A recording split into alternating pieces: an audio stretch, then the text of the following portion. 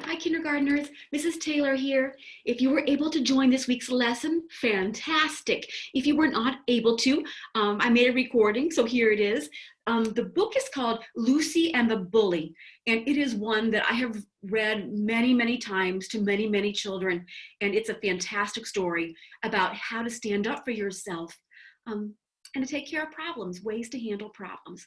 I'm going to screen share with you so you can see the pictures really well. And we will start the slideshow from the very beginning. Lucy and the Bully. At school, everyone wanted Lucy to draw for them. You are very good at drawing, said her friends. So she's feeling really good about herself. Well, not quite everyone. Can you see Tommy the Bull over here? He doesn't look very happy right now. Tommy went over to Lucy's table. Oops, he said as he pushed over the paint. He didn't look sorry. I wonder why Tommy did that. Oh dear, cried Miss Goosey. Accidents will happen. Let's get this mess cleaned up. Now I'm already wondering, boys and girls, was this an accident? Or did Tommy do this on purpose? I think we need more information. The next day, everyone made clay models. Miss Goosey gave Lucy a gold star for her blackbird, even though Miss Goosey thought it was a crow. So there is her crow, and beside the crow is Tommy's thing over here. After school, Lucy carried her model very carefully so it wouldn't break. Tommy was waiting for her. Let me see your stupid crow, he said. It's a blackbird, Lucy stammered. But Tommy grabbed it, and then he stomped on it. Don't tell on me or else, Tommy said. And Lucy's crying. Can you see her? She says, please, no, don't. And what does Tommy mean, don't tell on me or else? Yeah, he's threatening her. He's saying, if you tell on me, I will do something to pay you back, to get you back, to hurt your feelings or more. Lucy put her broken blackbird in her bag so her mom wouldn't see, and she didn't say anything. Does that sound like a problem to you, boys and girls? That's what I want you to remember by the end of this lesson, is that when you have a problem like Lucy has, it's always the right thing to do to tell someone. That night, Lucy tried hard to put her blackbird back together, but it didn't look the same. What happened to your model? Her mother asked. I dropped it, said Lucy. Now we know that's not what happened, right, boys and girls? Do you remember? Yes, Tommy broke it. But why is Lucy telling her mom something different? Why is she saying, I broke it, Mom? Do you think you know? Yeah, I think Lucy is afraid of Tommy, and she doesn't want Tommy to get more mad at her. Over the next week, Lucy's mother wondered what was wrong. On Monday, Lucy brought home a ripped storybook. On Tuesday, she brought home a crumpled painting, and on Wednesday, all her pencils were broken. Lucy looked sadder and sadder every day, but she wouldn't tell her mother why. Do you know what Lucy needs to do right now, boys and girls? I bet you do. What should Lucy do? She needs to tell her mom, tell a grown-up, tell someone. But on Thursday, Lucy brought home a cake she'd made at school. Who put a hoof print in the middle of it? Her mom asked. I don't know, said Lucy. But at last she said, Mom, it was Tommy. Did she finally do the right thing? She did. She told her mom. Don't worry, honey. I'll take care of this, Lucy's mom said. She picked up the telephone. May I speak to Miss Goosey, please? She asked. No, Mommy, Lucy wailed. Please don't tell Miss Goosey. But it was too late.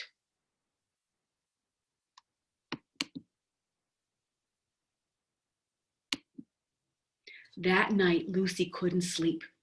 She was afraid of what would happen the next day. Now, do you think it's good that Mom called the teacher? You got it. The teacher needed them to know so the teacher could help Lucy. So now Lucy's afraid of what's going to happen, but she needs to face her fears and trust that the grown-ups are going to help her. So let's find out what happens at school. In the morning, Lucy didn't want to go to school. Don't worry, it will be okay, said her mother. And Mom's giving her a little hug. And Lucy's being brave. Lucy is going to school, so I'm very proud of her. Tommy didn't want to go to school either. And Mom is there, the mama bull, and she has her little son. And the mom says, you wouldn't like it if someone was mean to you. And that's right, you wouldn't like it. I wouldn't like it.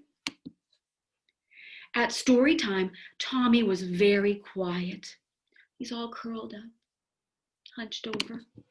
And at playtime, Tommy looked very alone and very sad. Lucy wasn't scared of him anymore. She even felt a little sorry for him. I think Tommy feels bad. What do you think? He looks sad. His head is hanging down. Maybe Tommy learned. At art time, Lucy saw Tommy drawing. He was drawing a porcupine, and it was a very good porcupine. Its spine looked very sharp and spiky indeed. Lucy decided to tell him exactly what she thought of it. So she's being very brave. She's walking over to Tommy, and she is going to give him a compliment. She is going to fill his bucket, even though he was not nice to her. She is going to try to reach out and be kind to him. I like your porcupine, Tommy, Lucy said. It's not a porcupine. It's a hedgehog, said Tommy. Well, it's very good, said Lucy. Could you draw one for me, too? How do you think that makes Tommy feel when Lucy asks him to draw a picture for her? Tommy looked surprised. No one had ever asked him to draw anything before. Can you imagine how he's feeling? He's feeling surprised and shocked, but maybe even happy. Happy that someone thinks he is talented and someone cares about what he is doing. You can have this one, said Tommy. Thank you, Tommy, said Lucy. I'm sorry I was mean, said Tommy, and I did all those things. And most of all, I'm sorry I stomped on your crow, Tommy said. It was a very good crow. Wow. Did you just hear what I heard? Tommy just apologized. He said, I was wrong, I was mean, and I'm sorry. And look, he's feeling better. He's feeling better because he owned what he did. He apologized, and now watch what happens. I forgive you, Tommy, said Lucy. But it wasn't a crow, it was a blackbird. Then they both laughed, and they went outside to play. So I love this story because it shows what to do when you have a problem, when someone is mean to you. And it also shows that people who are mean can change. They can make things better. They can apologize and they can learn from their mistakes. We can all learn from our mistakes. Boys and girls, if you ever have a problem here at school or at home, out in your neighborhood, wherever you are, these are the 3 steps we teach every student here at STAR. When you have a problem with someone being mean to you, the first thing is to say stop. Tell the person to stop. Use your words. Sometimes kids even put out a hand. Stop it. I don't like that. Stop it. You're hurting my feelings. Please stop. After that, we walk. We walk away from the person or the situation. Do something else or join a group. So we use our little fingers and to remind us that we walk. We get away from the person who is bothering us and we go someplace safe. It's often really good to go someplace where there are other people. So maybe at recess, someone is being mean to you. You tell them to stop, and then you walk away where some other children are playing and you have fun there. However, if the person doesn't stop being mean and the problem does not go away, it is definitely time to talk. Talk to an adult about the problem. Tell someone. Just like Lucy in the story, the problem kept occurring, kept happening, so Lucy finally needed to tell someone. She told her mom. That was the only way to get the problem to stop. So remember our 3 steps: stop, walk, and talk. The activity that we will be doing is a little drawing activity. We'll draw what it looks like to say stop. We'll draw what it looks like to walk away, and we'll draw what it looks like to talk. Okay, so I will grab my dry erase board really quickly so you can see. First, when we say stop, we want to, I'll use my Osmo now.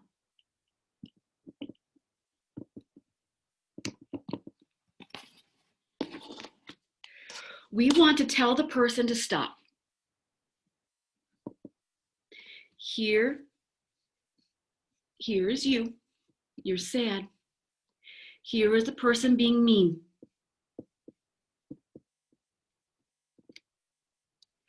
I draw a big speech bubble and I say S-T-O-P. Stop. Stop, I don't like that. Stop, that hurts my feelings. Okay. The second step, we walk. Here is the person being mean. Here's your little footprints.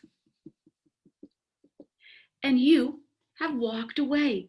Get away from a situation that makes you feel uncomfortable or that's upsetting you. And like we said earlier, it's good to go where there are other people, other kids, other grown-ups, and you can have fun with them and they can help keep you safe.